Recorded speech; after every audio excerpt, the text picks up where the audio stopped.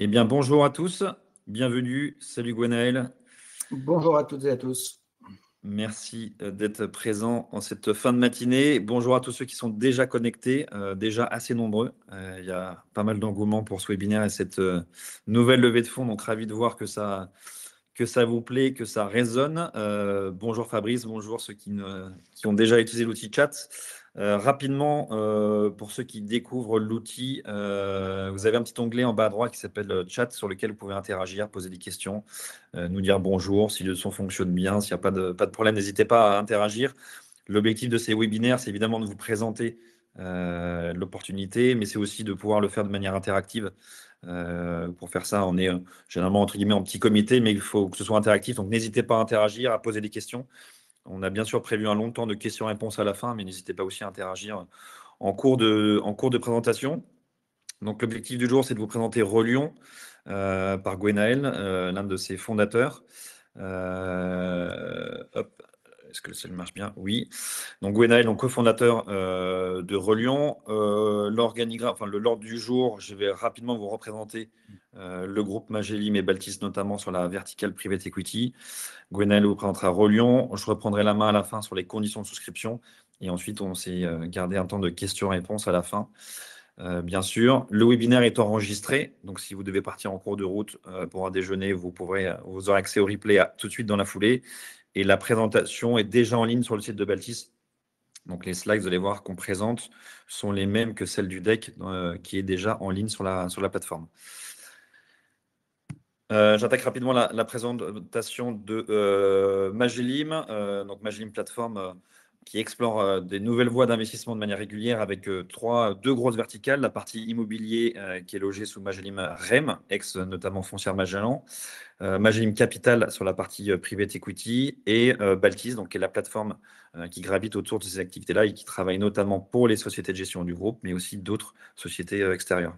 L'objectif du groupe, c'est de porter des investissements utiles pour les territoires, donc principalement via sa ligne immobilier, et aussi pour les entreprises et les citoyens, notamment avec le private equity et l'accompagnement de start-up.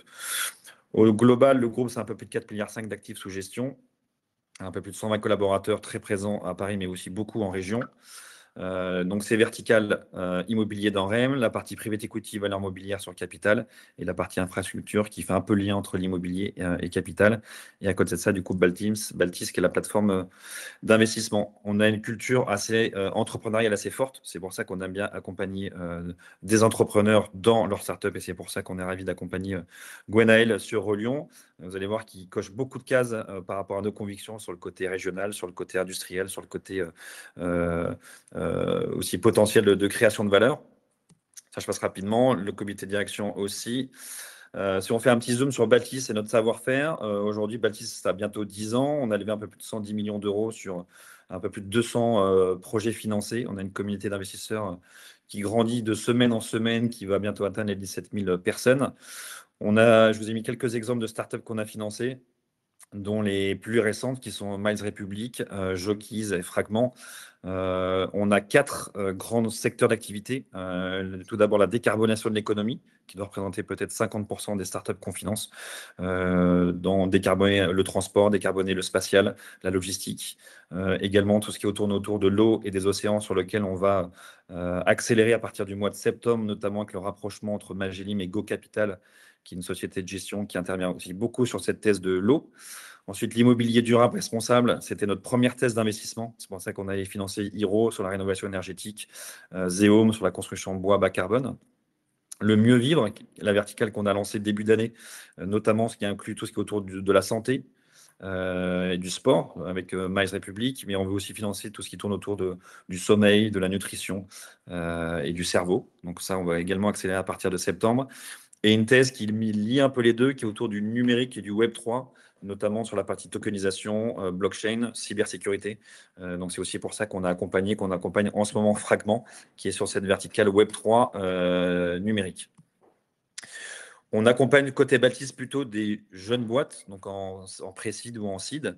Donc là, on a mis Relion qui est entre, on va dire, le seed et la série A parce que ça y est, le produit est fini, la commercialisation a démarré. Donc, on accompagne nous plutôt des jeunes entreprises qui, généralement, quand elles ont un deuxième stade de financement, basculent plutôt sur le côté Magellim à travers les fonds de private equity du groupe qui accompagnent sur les séries B, C et suivantes.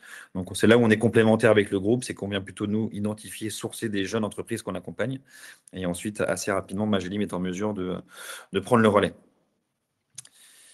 Je pense que c'était mon dernier slide. Gwenaëlle, je te laisse la main. Tu as aussi la main normalement sur les slides. Ok, merci pour ce passage de relais. Merci à toutes et tous d'être présents. Alors, on est Reliant Factory, une entreprise à mission. Notre mission, c'est de donner une seconde vie au plus grand nombre possible de batteries de lithium. Avant de commencer à défiler les slides pour que tout le monde soit sur le même niveau de compréhension du sujet, 2-3 petites choses pour comprendre pourquoi cette histoire de la seconde vie, c'est quelque chose d'important, d'intéressant et qui a un vrai potentiel. Évidemment, tout le monde a en tête que la filière batterie, c'est une filière qui est stratégique parce qu'elle est nécessaire à la transition écologique, à la transition énergétique, mais que tout au long de cette chaîne de valeur, elle est lourde quand même d'une empreinte environnementale et sociale qui est loin d'être neutre. Et qu'à côté de ça, on est quand même dans une situation en France et en Europe de dépendance par rapport à la Chine, parce que c'est de là que viennent toutes les batteries. Et avec au final une capacité en Europe de recyclage des batteries qui est finalement un peu faible par rapport aux marchés qui vont continuer à exploser dans les années qui viennent. Ben, figurez-vous que dans ce contexte-là, on jette quand même pourtant des batteries qui aujourd'hui ont encore une capacité résiduelle très très forte, et notamment quand il s'agit de batteries de mobilité. Ce qu'il faut comprendre, c'est qu'une batterie, alors déjà, les batteries sont toutes faites à partir de cellules qui sont homogènes. On peut un peu jouer à du Lego. Les cellules, c'est celles que vous voyez derrière mon écran en principe. Il y a plusieurs formes de cellules, mais celles-là, c'est des cylindriques, il y a des cellules prismatiques. En fait, vous les assemblez en série en parallèle pour avoir la batterie dont vous avez besoin. Mais ce qui fait que quand vous désassemblez une batterie, vous pouvez récupérer ces cellules, les tester individuellement et leur donner une seconde vie. Et alors, notamment, quand vous prenez des batteries de vélo de trottinette ou de mobilité en général, de voiture aussi, vous avez affaire finalement à des sportifs de haut niveau à qui vous demandez de courir un sprint pendant très très longtemps. Et quand elles sont plus capables de courir ce sprint pendant très très longtemps, ça ne veut pas dire qu'elles ne savent plus rien faire. Si vous leur dites, écoutez, on va avoir une retraite un peu tranquille parce qu'on va vous mettre à côté d'un petit panneau solaire, vous allez vous charger doucement, vous décharger doucement pour nourrir une caméra de vidéosurveillance ou pour nourrir de l'autoconsommation photovoltaïque, là, ça peut encore durer 10 ans parce que la matière première que vous avez, la cellule que vous avez, c'est une cellule qui est de bonne qualité. Voilà, ça c'est vraiment le point de départ qu'il faut comprendre et finalement c'est un secteur qui est relativement nouveau mais qui se structure vraiment à l'échelle européenne parce que la réglementation européenne a changé en 2023, il y a un règlement européen batterie qui est sorti et qui fait que finalement tout l'environnement y compris réglementaire est en train vraiment de s'aligner à l'échelle européenne pour que cette pratique de seconde vie prenne vraiment son envol, et c'est bien ça notre enjeu stratégique, c'est d'aller suffisamment vite maintenant, on est quelques-uns à l'échelle européenne à travailler le sujet, d'aller suffisamment vite pour rassurer tout le monde sur le fait que oui, on peut bien avoir une pratique de seconde vie qui fait qu'on n'est pas obligé d'acheter en Chine des choses neuves alors qu'on a le gisement sur notre territoire. Voilà, ça c'est la petite introduction, et on va effectivement pouvoir entrer dans le détail du projet, de ses tenants et de ses aboutissants. Ce qui nous différencie par rapport à beaucoup de gens qui travaillent sur cette question de seconde vie, c'est un petit peu le fait qu'on assume complètement la nécessité pour notre mission, pour notre métier, d'être présent sur tous les maillons de la chaîne de circularité. Donc, on ne collecte pas directement les batteries puisqu'on a des éco-organismes qui font ça pour nous. Éco-organismes, je vous parlais de l'environnement qui est en train de se mettre en place. C'est à partir du 18 août cette année, donc c'est dans 3 semaines, que les filières de responsabilité élargie des producteurs seront officielles pour les batteries de mobilité et dédié pour les batteries de mobilité. Donc, on connaît très bien les éco-organismes, on travaille avec eux depuis pas mal de temps. Donc, ils vont nous livrer les gisements, on va même être rémunérés, ça fait partie de notre modèle économique pour démanteler ces batteries-là. Donc, on a une première activité qui est le démantèlement. Après, il faut qu'on diagnostique chacune des cellules individuellement pour garantir toute la traçabilité des cellules et des batteries qu'on va recommercialiser. Et puis, effectivement, derrière, il faut savoir comment valoriser ces cellules-là et donc concevoir et vendre soit des cellules, soit des batteries à l'aide de ces cellules-là. Alors, c'est important d'avoir ce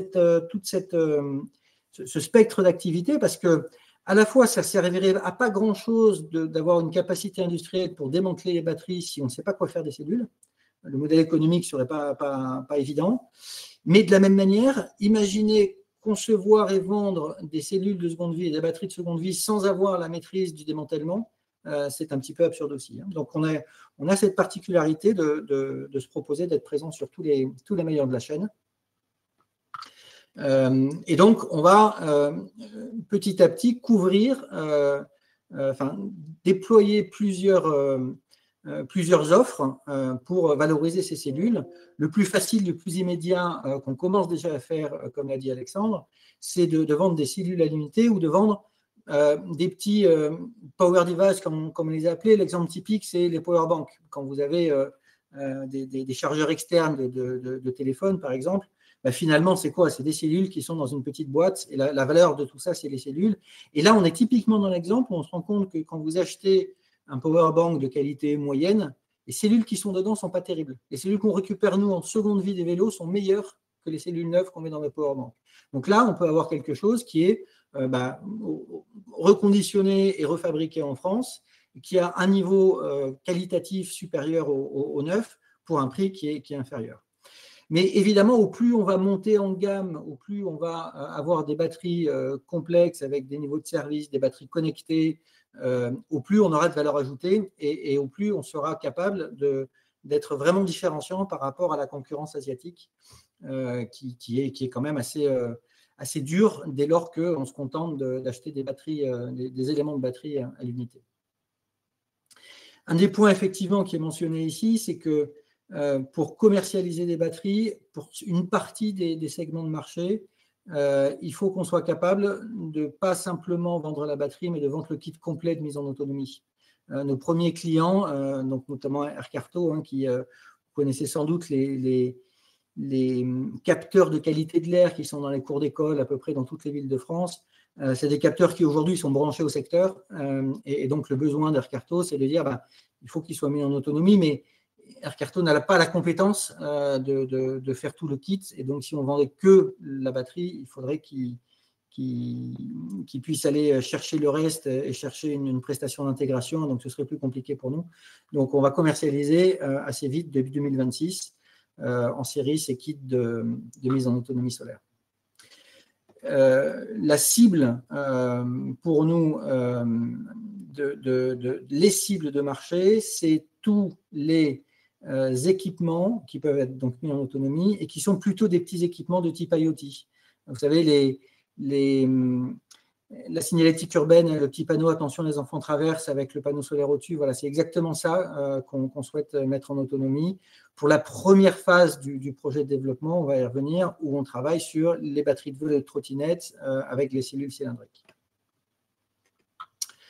Alors, il y a dans notre projet, évidemment, une partie R&D qui est assez importante parce que quand on veut travailler des cellules de seconde vie et faire des batteries avec ces cellules-là, on a un caillou dans la chaussure qui est l'hétérogénéité du gisement.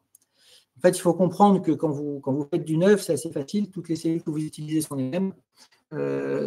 Quand par définition, quand on fait de la seconde vie, on a des gisements hétérogènes, les batteries ne viennent pas du même vélo.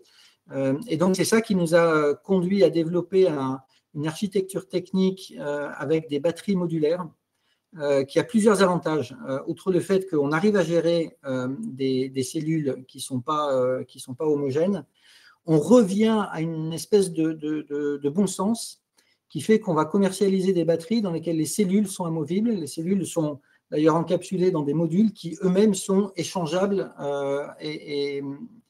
échangeable à vie, ce qui fait que la question première que peuvent avoir les clients sur la fiabilité, finalement, est-ce que je m'embête à prendre de la seconde vie, j'ai bien compris l'intérêt environnemental, mais est-ce que la fiabilité est là? Ben finalement, on va être en mesure de faire en sorte que les cellules ne soient plus un facteur limitant, ne soient plus ce qui limite la durée de vie des batteries, et donc rassurer tout le monde.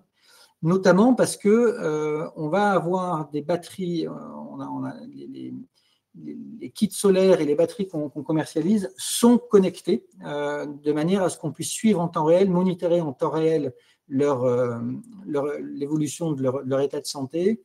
Et c'est ce monitoring qui va nous donner toutes les données, toutes les datas qui vont nous permettre d'avoir un moteur d'intelligence artificielle dédié à la seconde vie, ce qui fait qu'on améliorera tout ça au fil de l'eau. Le modèle cible, du coup, devient un modèle batterie as a service, où finalement, on ne se contente pas de vendre la batterie, mais sous forme servicielle, on a la batterie avec ce changement des modules dès que, au bout de 4-5 ans, les modules commencent à être fatigués. D'où le fait qu'on va cibler des segments de clientèle pour lesquels le client ne gère pas une seule batterie, mais un parc de batteries, et il a vraiment cet intérêt de pouvoir suivre ses batteries à distance. J'essaie entre-temps de regarder, de regarder s'il y a des questions directement là-dessus. Oui, il y a pas mal de questions, mais je pense qu'il vaut mieux peut-être y répondre à la fin, parce que je pense que tu vas répondre à certaines d'entre elles en cours de route. Ok. Dans l'onglet questions, mais on y répondra après. Donc, ce que j'ai expliqué tout à l'heure, c'est que ce principe-là, cette proposition de valeur qu'on commence à développer dès à présent sur les batteries issues de petites mobilités pour des petits besoins stationnaires, on a ces développements techniques, on a tout le savoir-faire qu'on déploie dès à présent. L'idée, c'est quand même aussi de pouvoir le déployer sur des batteries plus grosses et notamment d'aller chercher les gisements des batteries de voiture quand il sera disponible sous forme de gisement, ce qui n'est pas encore vraiment le cas. Hein. Aujourd'hui, des batteries de voiture, celles qu'on récupère, c'est des voitures qui ont été accidentées ou qui ont été noyées dans les intempéries dans le nord de la France. On n'a pas trop envie de mettre les mains dedans. Mais on sait que dans 2-3 ans, on va avoir vraiment beaucoup de quantité de gisements dont on ne saura pas trop quoi faire. Ce n'est pas encore très clair d'ailleurs. C'est ce qui fait que tous nos confrères qui sont vraiment rentrés frontalement sur ce gisement-là de batterie de voiture en souhaitant industrialiser tout de suite ont un petit peu du mal. Parce qu'il y a une forte pression concurrentielle du neuf, parce que le gisement est encore incertain et peu homogène. Cette question d'homogénéité, on la trouve aussi sur les batteries de voiture. Donc, c'est encore un petit peu tôt, de notre point de vue, pour prétendre rentrer bille en tête sur le marché des batteries de voiture et faire des grosses batteries de consommation, d'autoconsommation photovoltaïque, par exemple. Mais la demande du marché est telle qu'on va quand même accélérer par rapport à ce qu'on imaginait au départ, et on va faire notre premier prototype. On va lancer le programme pendant le second semestre, parce que vous avez bien suivi que c'est un vrai sujet d'avenir. Les conditions de rachat par EDF de l'électricité photovoltaïque ont été divisées par 4, ce qui fait que dans les prochaines années, il y aura très peu de projets photovoltaïques qui n'ont pas cette dimension batterie pour l'autoconsommation. Donc, on va avoir vraiment un besoin qui va exploser. Et pour le coup, ça, c'est la limite à laquelle on pense qu'on a encore une vraie place à trouver sur le marché. On ne souhaite pas aller sur des batteries beaucoup plus grosses, les BES qu'on met par exemple au pied des éoliennes, parce que là, on considère que vraiment la concurrence frontale des Chinois en direct de CATL est trop grosse. Et donc, on a peu d'intermédiaires, on a peu de valeur ajoutée au-delà vraiment du cœur de la batterie qui est les cellules. Alors que si on est sur des batteries plus petites, d'une part, on a aujourd'hui pas mal d'intermédiaires et le fait de relocaliser la production, ça aide vraiment à être compétitif, concurrentiel. Et puis, on peut ajouter des niveaux de service qui font qu'on est vraiment différenciant. Je l'ai un petit peu dit, mais je le redis, hein, notre Graal, c'est de faire en sorte que vous avez chez vous une batterie pour autoconsommation solaire, vous avez des espèces de racks. À l'intérieur de chaque rack, ça peut être d'un côté, sur un rack, des batteries qui viennent de Renault, et sur le deuxième rack, c'est des batteries qui viennent d'une Peugeot. Et c'est le fait de pouvoir mélanger ça, parce qu'on a une électronique dédiée, parce qu'on a ce programme de R&D, on a le premier brevet qui a été déposé pour ça. C'est ça qui fait qu'on sera beaucoup plus pertinent et qu'on pourra aller beaucoup plus vite pour le déploiement de l'offre et qu'on pourra rassurer vraiment le marché sur le fait de dire non, mais il n'y a pas de problème, la batterie, elle va durer au moins aussi longtemps que les panneaux solaires, parce que l'élément fragile, on peut le changer à volonté. C'est vraiment ça notre cœur de proposition de valeur. Voilà. Donc, on revient là sur le plus court terme. À court terme, je l'ai déjà un petit peu dit, mais on a des verticales qu'on a priorisées. Ça ne veut pas dire qu'on ne va pas rester évidemment très à l'écoute des besoins du marché. On a fait le salon de Change Now au second trimestre de l'année 2025 et on a du coup des demandes d'industriels qui vont forcément nous orienter un petit peu parce que vous vous doutez bien qu'il suffit pour l'instant pour nous de rentrer chez Vinci Autoroute et de couvrir leurs besoins. Ils sont très, très, très variés pour que ça devienne une priorité en termes de développement. Mais notre intention, en tout cas, je l'ai un petit peu dit, c'est d'aller sur les capteurs, sur l'éclairage solaire autonome et sur la signalétique urbaine. Parce que voilà, c'est les trois segments dont on sait que ça correspond exactement à notre proposition de valeur, avec en plus des acteurs qui sont relativement peu nombreux et donc une dispersion commerciale un petit peu moindre. Je vais un petit peu vite là-dessus parce qu'il y a beaucoup de slides et j'ai déjà beaucoup parlé. Mais voilà, le modèle économique, évidemment, c'est là où on est le plus pertinent. On a un gisement qui est gratuit, c'est même pire que ça, c'est qu'on sera rémunéré par les éco-organismes pour traiter ce gisement-là. Les éco-organismes ont une obligation dans leur cahier des charges d'avoir une partie de leur volume qui est traité en seconde vie et pas en recyclage. Ça, c'est complètement nouveau. Et on est deux en France à être capable de le faire, en fait. Il y a Voltaire qui est à Angers et nous dans le sud. Donc voilà, on a des cellules qui, du coup, sont quasiment gratuites. En tout cas, le gisement est gratuit. Le fait de reconditionner a un coût, mais qui est bien moindre que le fait d'acheter des cellules neuves. Mais surtout, comme je le disais, là où aujourd'hui on a des prix de batteries qui sont beaucoup plus élevés que les simples cellules, parce qu'il y a beaucoup d'intermédiaires, nous on va réduire ça. Et la cerise sur le gâteau, c'est qu'on devrait bénéficier d'un taux de TVA réduit à 5,5 parce que c'est la circularité. Ça n'a pas encore été promulgué ce principe-là, cette loi, mais elle a été votée par le Parlement déjà. Alors, point important, au point où on en est aujourd'hui, donc on a une première unité industrielle qui est en place. On est en train de finir les réglages des machines.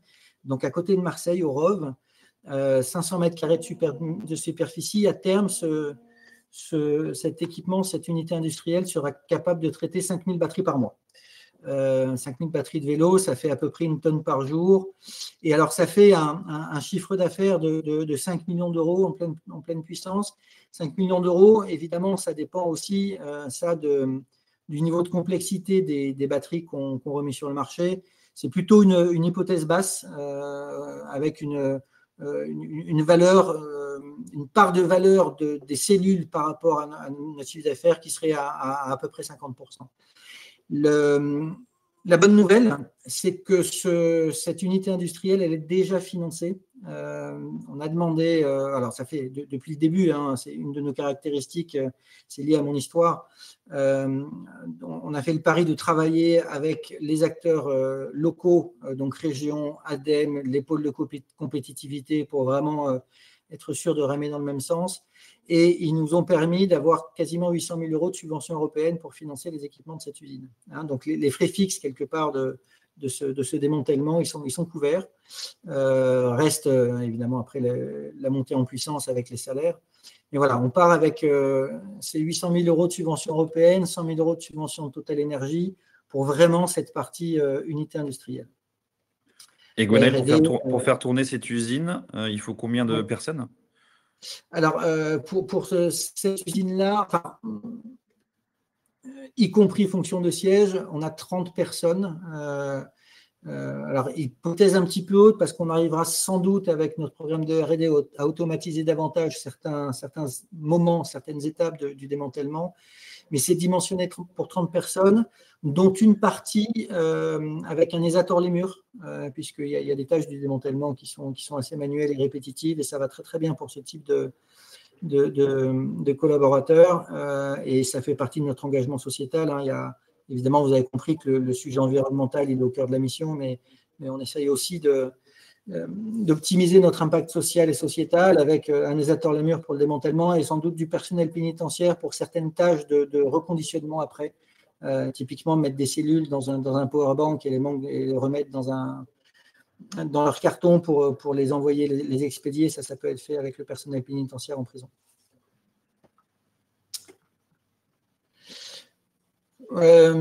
Alors, on est 4 personnes aujourd'hui à faire tourner le projet, 2 associés et 2 ingénieurs qui sont pour l'instant pas associés, Sébastien et moi. Alors, quelques mots sur Sébastien. Il est, lui, vraiment dans un profil de développeur avec une expérience, une expertise sur le sujet des batteries depuis plusieurs années, puisqu'il a une activité d'import de cellules lithium-ion pour notamment les marchés de la cigarette électronique dans plusieurs pays européens. Donc, il connaît bien l'écosystème, il connaît bien… Ah, pourquoi ma caméra est… Ok, oui. Il connaît bien l'écosystème, il connaît bien… du coup, tout ce monde-là, et notamment des acteurs en Chine qui nous ont permis d'aller assez vite pour sélectionner les équipements de test et de tri de l'unité industrielle. Mais voilà, il a vraiment une histoire, lui, de développement commercial tout au long de son parcours. Moi, je viens plutôt du monde du développement durable, de l'économie circulaire, avec une expertise vraiment sur les modèles économiques spécifiques de l'économie circulaire, les spécificités aussi des modèles de financement. Et donc, c'est moi qui étais justement en charge d'aller trouver les financements publics et les financements privés pour que ce projet puisse voir le jour. Hop. Voilà, j'ai réactivé la caméra. Et donc, nos 2 ingénieurs, Yvon, il a finalement cette particularité d'avoir 2 compétences. Une compétence informatique. Il a d'ores et déjà développé tout le système de traçabilité qui fait que quand une batterie arrive chez nous, on a un code barre qui la suit. Quand on a démantelé, qu'on a les cellules unitaires, elles ont aussi un code barre et donc on peut garder vraiment toute la traçabilité de la première vie, de la datasheet initiale de la cellule, des tests qu'on a fait dessus et donc de son orientation sur la seconde vie. Donc ce côté-là, et puis le côté aussi électronicien et pour le développement des prototypes de batteries de seconde vie. Hugo, lui, il est beaucoup plus sur l'industrialisation. Il a d'ailleurs notamment l'habitude de travailler avec des ESAT hors les murs et de mettre en place les postes de travail qui font qu'on peut faire travailler des personnes en situation de handicap en toute sécurité. On n'a pas parlé de sécurité, mais forcément, vous imaginez bien que c'est un fil rouge de nos développements. Voilà, je pense qu'il y a déjà pas mal de choses qu'on a abordées et le temps tourne, donc je propose sous ton contrôle, Alexandre, de passer un petit peu vite sur ces éléments avec voilà, des éléments de marché qu'il faut rappeler, hein, mais je pense que tout le monde a en tête que c'est un des gros sujets, un des gros marchés à l'échelle européenne pour les années à venir. C'est pour ça que finalement notre vraie question aujourd'hui, c'est d'aller suffisamment vite pour être parmi celles et ceux, on sera a priori quelques-uns, mais peu nombreux, à être capable de proposer de consolider la filière à l'échelle européenne.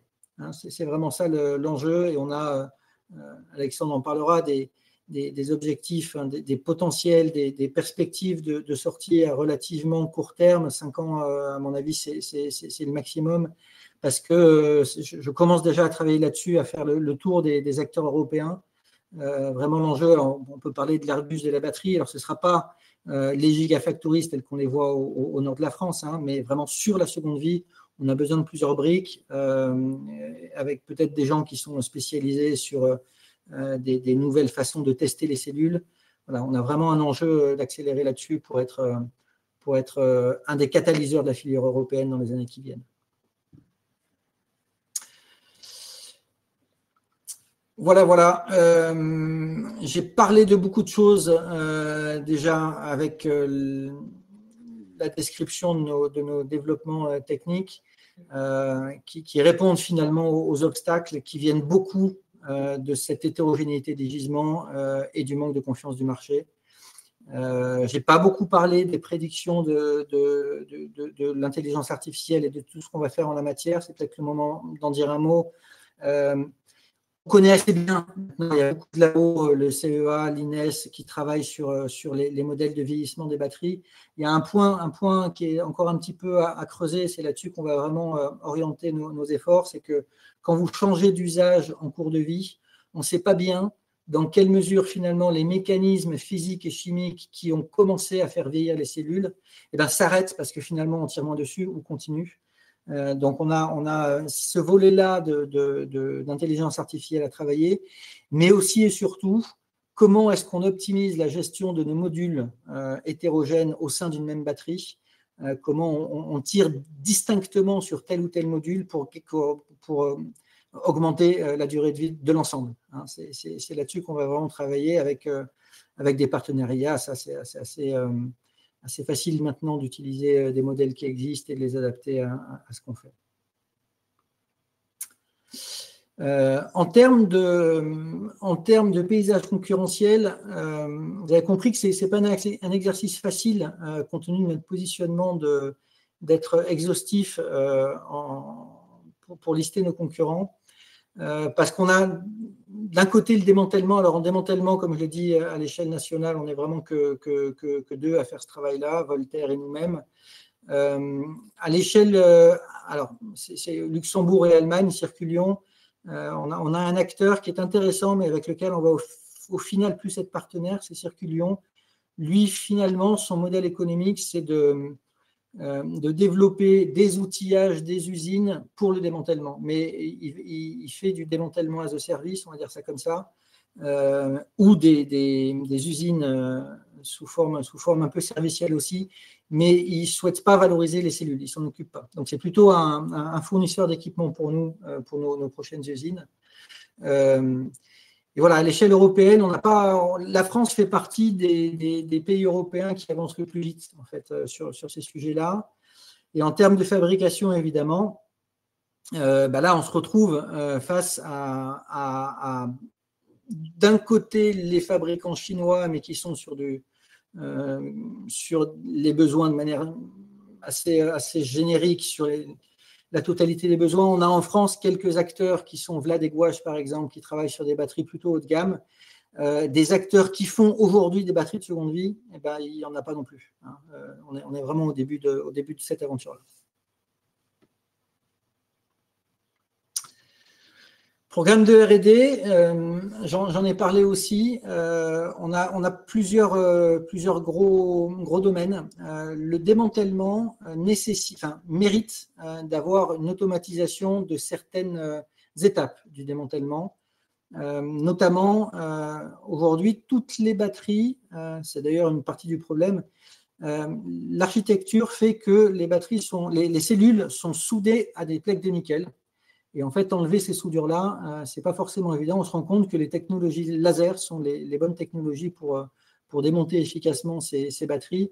Donc, on a une partie de notre programme de R&D qui est dédiée au bon dimensionnement de l'outillage laser pour automatiser ce dessoudage des feuilles de nickel. Le reste, c'est plusieurs briques différentes de toute cette intelligence qu'on doit mettre dans les batteries de seconde vie pour gérer intelligemment nos différents modules hétérogènes et s'assurer de la pleine sécurité de l'ensemble.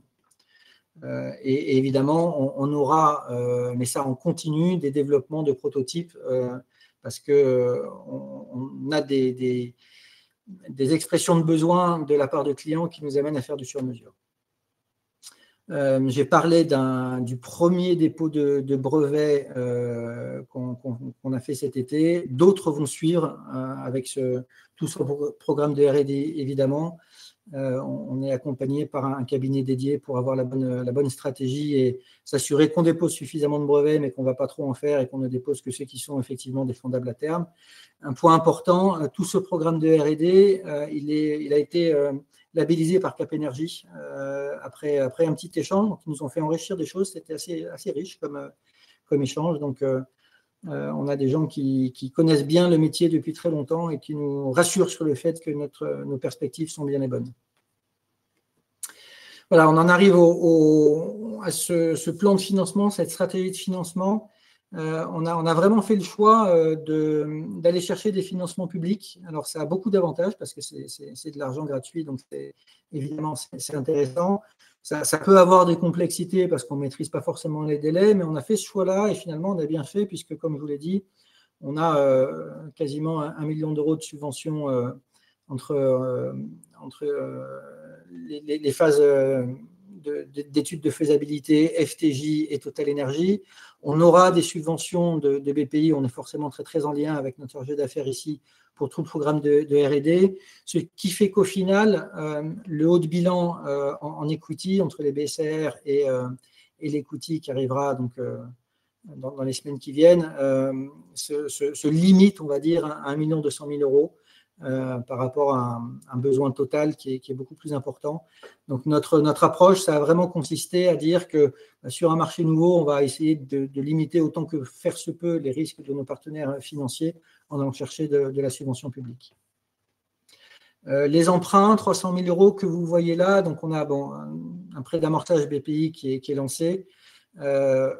À ce stade, on préfère limiter à 300 000 euros pour pouvoir être en capacité de solliciter ce levier d'emprunt bancaire en 2026 si on en a besoin, de manière à ne pas avoir nécessité de nous retourner vers nos investisseurs en attendant la prochaine grosse levée qui sera là vraiment pour déployer l'offre de grosses batteries à partir des batteries de voiture ou de dupliquer notre premier site du ROV parce qu'on se rend compte qu'il faut aller faire le même à Lyon et pourquoi pas le même en Espagne.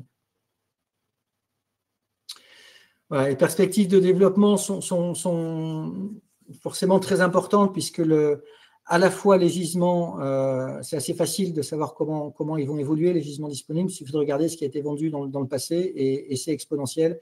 Et les besoins de batteries en seconde vie sont exponentiels. Enfin, il y a plusieurs études qui sont toutes à des multiplicateurs de x14.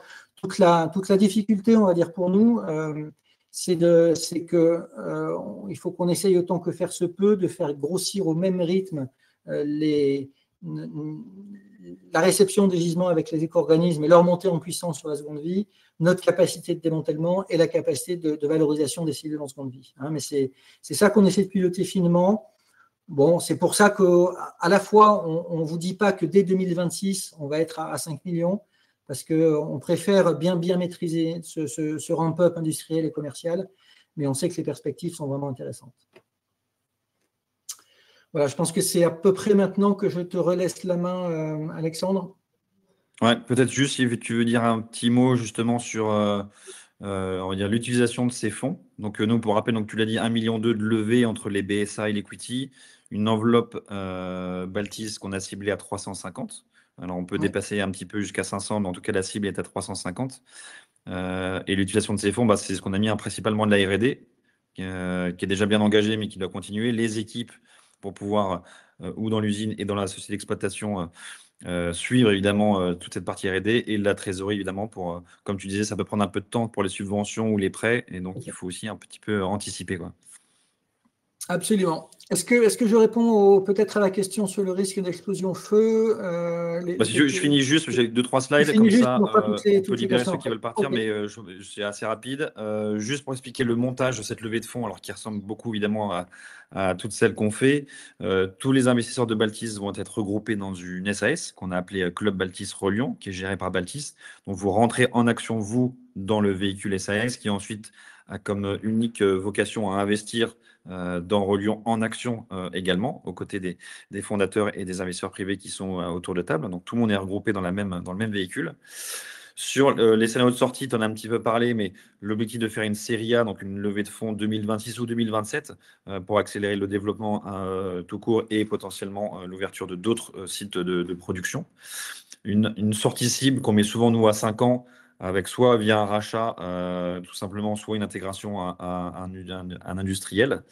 On a fait, nous, des simulations en fonction des références qu'on a trouvées sur le multiple d'EBITDA.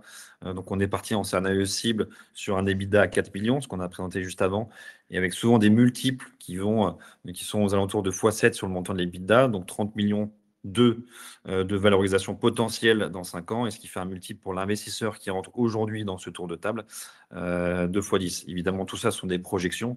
Tout ça aussi dépendront de la série A sur ses conditions et sur son effet dilutif pour nos investisseurs. Mais en tout cas, comme tu as dit, il y a un fort potentiel de multiples pour les investisseurs, tout en rentrant évidemment assez tôt dans l'aventure.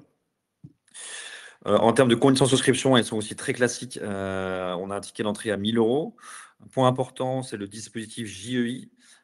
Évidemment, toutes les entreprises comme Relion, très industrielles, avec de la R&D, avec des brevets, sont éligibles, et c'est le cas de Relion, au dispositif JEI-R, qui permet aux investisseurs qui rentrent aujourd'hui d'avoir une réduction d'impôt de 50% du montant investi. Donc c'est le cas, et on a l'attestation effectivement de ce dispositif. Éligible à l'apport cession, donc à l'article 150 0 BTR pour ceux qui sont concernés, et ensuite PEA et PEA-PME, car ce sont des actions, et vous pouvez investir en tant que personne physique ou personne morale, pareil, assez classique sur la plateforme. Des frais investisseurs de 3% qui sont payés par la SAS Club Baltis Relion, et ensuite des frais de performance ou de surperformance de 20% de la plus-value, le potentiel plus-value à terme. C'est-à-dire que s'il y a 100 € de plus-value à terme, il y a 80% qui sont versés aux investisseurs et 20% qui sont versés à Baltis. L'objectif de Baltis et du groupe Magellim, ce n'est pas uniquement de financer et d'investir dans des startups, c'est aussi de pouvoir s'impliquer dans le développement. Et donc, on vient aussi participer à la création de valeur. Et donc, c'est pour ça qu'il y a cette commission de performance qui viendrait être déduite au-delà d'un montant de fois 1,2 sur le montant de la performance. Tout se passe en ligne sur la plateforme baltis.com, donc assez simple. Le projet est déjà en ligne. Il ouvre officiellement à 13h, donc dans 15 minutes, pour signer votre bulletin de souscription. Je passe rapidement sur le dispositif JEI que vous retrouverez sur la plateforme. Et ce qu'il faut retenir, c'est que vous pouvez déduire 50% du montant investi sur votre réduction d'impôt, sur votre revenu imposable l'année prochaine, avec des montants, mais je passe dessus. Les points forts pour finir de Relion, c'est l'équipe qui vous a été présentée évidemment, toute la chaîne de valeur qui a été présentée, l'approche batterie as a service aussi, le site de production qui est déjà en place à côté de Marseille, et l'investissement financier en lui-même sur son potentiel, son ticket d'entrée et son dispositif fiscal. Sur la valorisation pré-monnaie, donc on est à 3 millions d'euros. Donc ça, c'est avant que nous on rentre. Donc 3 millions pré-monnaie. On a parlé du rachat, le secteur, l'horizon de sortie toujours à 5 ans, les dispositifs fiscaux et les frais, on en a parlé. Et dernier slide, on a remis les coordonnées de chacun sur la partie Magellim pour tous nos partenaires CGP un petit peu partout en France, la partie banque avec Julien et la partie investisseur Baltis avec Mariama et Maxime que vous connaissez. Et je pense, voilà, c'était mon dernier slide. On va pouvoir passer aux questions. Si tu veux, Gwenaël, il y en a quelques-unes dans l'onglet chat. Volontiers, on va commencer par celle de Brice. Quelle est la valeur ajoutée de l'entreprise vis-à-vis de ses concurrents? Je mettrai en avant deux choses, deux éléments principaux. Vraiment, le premier, c'est cette capacité à faire des batteries intelligentes avec des cellules de seconde vie qui, du coup, sont hétérogènes. Et vraiment ce que je disais tout à l'heure, qui est que sur une batterie d'autoconsommation photovoltaïque, une armoire comme on a les armoires Tesla ou d'autres, on est des espèces de racks, de modules qu'on peut interchanger, et peu importe d'où vient finalement la cellule qui est dans ce module-là, mine de rien, ça enlève un caillou dans la chaussure à beaucoup ça enlève beaucoup des difficultés qu'on peut avoir pour faire de la seconde vie. Vraiment, cette disponibilité d'un gisement homogène en quantité suffisante, c'est ça qui fait qu'aujourd'hui, un groupe Renault, je ne l'ai pas dit, mais on a participé au programme d'incubation du groupe Renault qui s'appelle Future is Neutral. On a vraiment réussi à du coup comprendre pourquoi est-ce que ça ne s'était pas développé plus vite. Et cette gestion modulaire, c'est vraiment la réponse technique qui fait qu'on peut aller beaucoup plus vite que si on ne l'avait pas. Et le deuxième sujet, c'est ce modèle batterie as a service qui est là vraiment pour rassurer notamment les clients sur la fiabilité et la durabilité des batteries, parce que ça, c'est quand même une contrainte et une crainte des acteurs du marché. On a toujours des early adopters qui vont être d'accord pour prendre le risque de l'économie circulaire, mais ce ne sera pas forcément le gros du marché, donc il faut qu'on puisse les rassurer. Pour les rassurer, il n'y a rien de mieux que de dire, de toute façon, si un des modules se met en défaut, je te le change gratuitement, ça fait partie de l'offre d'abonnement. Qui sont nos principaux clients actuellement? Alors, principaux clients, on a des premiers clients qui sont relativement petits sur des powerbanks. Il faut comprendre déjà que pour l'instant, on est 4. On n'a pas encore de salariés qui, de manière industrielle, font ces pratiques de démantèlement. On est cet été-là en train d'affiner les réglages des machines. Je vous donne un exemple. Quand on imprime un code barre sur la cellule, pour l'instant, l'encre, elle ne tient pas. Donc, on est en train de sourcer une encre qui va bien pour que ça tienne comme il faut. Dit autrement, on préfère prendre le temps de bien tout régler avant de monter en puissance, ce qui fait que les volumes qu'on a de cellules disponibles pour la vente sous forme unitaire ou sous forme de prototypes sont pour l'instant relativement limités. Donc, voilà, on est dans une phase où forcément, il faut que l'usine tourne pour qu'on puisse aller chercher des clients significatifs. Mais on a des intentions et des prototypes qui sont développés. Donc, à la fois avec des gens qui font des goodies. Donc, ça, je peux citer le nom de GPS Sourcing, mais ça ne dira rien à personne. Les gens qui font des cadeaux d'entreprise, typiquement un powerbank ou une petite lampe frontale, ça fait partie des choses qu'on commercialise déjà. On a... alors, AirCarto, on en a parlé pour les capteurs de qualité de l'air. Brad Technologies, ils font des capteurs pour la qualité des sols, pour l'agriculture. Et eux aussi, ils ont des besoins de mise en autonomie solaire. Donc ça, c'est les deux avec lesquels on est en co-développement, en fait, pour avoir le bon prototype, le bon dimensionnement du panneau solaire. Et donc, on livre les cinq premiers kits d'autonomie solaire à AirCarto en septembre. Et à côté de ça, on a...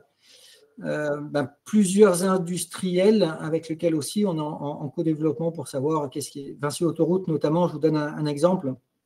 Ils ont leurs équipes qui sont sur les autoroutes avec des gilets jaunes et une petite batterie pour avoir des LED qui s'illuminent pendant la nuit. Là-dessus, ils aimeraient bien passer sur du circulaire. Donc là, il faut on est en train de trouver le bon BMS pour que ce soit des batteries Reliant qui équipent ces gilets de sécurité. Que faites-vous des cellules défaillantes? En fait, on aura juste été une boucle de plus et les cellules défaillantes repartent pour le recyclage, la revalorisation matière, comme la quasi-totalité du flux aujourd'hui. On a juste proposer une boucle de plus. Alors l'avantage, c'est que, et ça va faire le lien d'ailleurs avec une des questions sur la sécurité, c'est qu'à partir du moment où tout ça est passé chez nous, déjà en amont, on sait qu'il y a du lithium-ion, on sait que ce n'est pas mélangé à d'autres piles et accumulateurs portables, comme c'est le cas aujourd'hui, avec les filières REP qui ne sont pas dédiées vraiment au lithium. Et donc, aujourd'hui, on envoie au broyage la totalité de la batterie de vélo, alors que nous, on aura isolé vraiment les cellules des autres parties, du BMS, du casing, etc. Alors, justement, comment est-ce qu'on appréhende le risque d'explosion feu? On prend vraiment ceinture et bretelles. A priori, nous, on pense, on sait même que notre activité diminue globalement le niveau de risque de l'ensemble de la filière, parce que, comme je le disais, on traite de façon adéquate un flux isolé. On n'est plus dans un flux global. Et le traiter de façon adéquate, c'est qu'on connaît très très bien quels sont les moments, les risques de départ de feu et d'explosion. Et donc, on les maîtrise complètement. On a tout un manuel de sécurité qui est déjà prêt. On en a eu besoin de toute façon pour des questions d'assurance, pour des questions de réglementation ICPE, mais avec vraiment des zones de quarantaine qui sont isolées sur notre site. C'est-à-dire quand je vous dis qu'on a 500 mètres carrés, c'est en intérieur. Et à l'extérieur, on a un grand parking. Donc, le stockage, il est fait dans des containers ventilés, isolés, qui sont à plus de 10 mètres de tout le reste, ce qui fait que si ça prend feu, ce n'est pas grave. Les pompiers arrivent, ils éteignent, mais on n'a pas de risque d'emballement sur d'autres bâtiments. Et à l'intérieur du bâtiment lui-même, on a des bungalows. Typiquement, le genre de mesure qu'on prend, c'est qu'il y a des caméras thermiques partout. Et que la nuit, quand il n'y a personne, il n'y a strictement aucune batterie à l'intérieur. tout est dans des zones isolées, sécurisées. Quand on a à côté des opérateurs, on a des postes de sécurité. S'il y a une batterie qui commence à chauffer, elle tombe automatiquement dans de l'eau. Donc voilà, on a vraiment pris ceinture et bretelles là-dessus, c'est assez important. Alors, durée de contractualisation avec Screlec, Battery Box maintenant. On est sur, a priori, alors le cahier des charges est en cours de rédaction chez eux, mais pour l'instant, ils nous parlent de 3 ans, puisque c'est la durée de leur agrément à eux, globalement. Du côté de Corepil, qui est le deuxième éco-organisme, ils sont en cours de fusion, enfin c'est acté à la fin du mois, Corepil n'existera plus, c'est Écosystème maintenant donc, qui reprendra le sujet. Ils sont un petit peu moins en avance que Battery Box sur cette contractualisation-là, donc on va plutôt avec eux être en mode appel à projet sur les prochains mois, donc sur de court terme, mais ce ne sera pas du récurrent pour l'instant. On a une discussion hier pour essayer de caler ça. Je pense que le récurrent avec Écosystème arrivera plutôt en 2027. Je te laisse répondre à la question de Raphaël. Ouais. Question de Raphaël sur le multiple. Prend-il en compte les avantages fiscaux? Non, parce que ça, effectivement, chacun a sa situation personnelle. Donc, ça ne prend pas en compte le sujet réduction d'impôt ou PEA. C'est juste sur la partie investissement. Ok. Donc oui, Antoine, on devient aussi assembleur de batteries.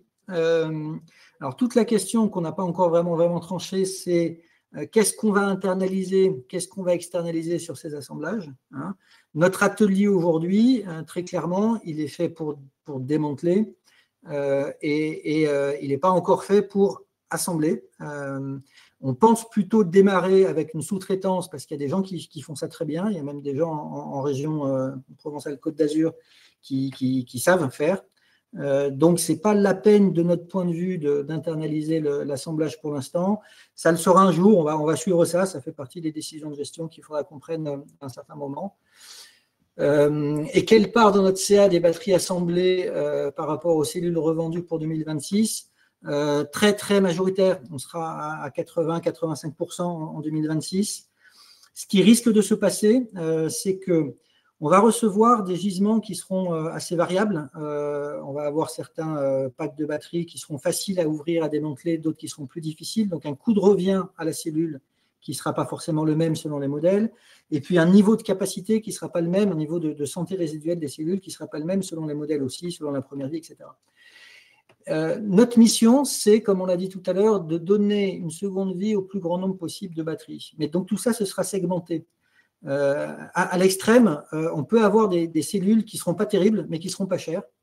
Mais on a des gens dont le métier, c'est de fabriquer pardonnez-moi, des petites chinoiseries. Et en fait, ce qu'ils veulent, c'est un prix pas cher parce que la durée de vie de ce qu'ils vendent, c'est 1 mois, c'est 2 mois, c'est pas beaucoup plus. Et ben, même pour ces équipements-là, c'est pas forcément idiot de ne pas prendre du neuf et de prendre du reconditionné. Donc, on aura quand même toujours une part de marché qui sera pour ces cellules-là, mais on va quand même prioriser les batteries parce qu'on a plus de valeur ajoutée, tout simplement, plus d'intelligence, et donc le niveau de marge sera forcément supérieur. Ok, top, merci. Bon, le temps, effectivement, est passé assez vite, parce qu'il est déjà à 57. Si vous avez encore une question ou deux, on peut les prendre. Sinon, ceux qui sont arrivés en cours de route, vous avez le replay qui sera accessible et disponible dès qu'on aura terminé. Tous les slides, certains, on est passé un peu vite dessus, mais en tout cas, sont en ligne également. Et puis, les équipes, évidemment, de Baltis et Gwenaël, on reste bien sûr disponible si vous avez des questions et on rentrer un peu plus dans le détail. Gwenaël, merci pour ton temps. Bravo aussi aux équipes pour tout le chemin qui est déjà parcouru. On est ravis de vous accompagner dans la suite de l'aventure. Et pour ceux qui sont intéressés, on se dit rendez-vous dans 3 minutes exactement pour l'ouverture de la collecte. À bientôt et merci à tous pour votre présence. À bientôt, bon appétit pour ceux qui vont passer à table. Merci, à bientôt.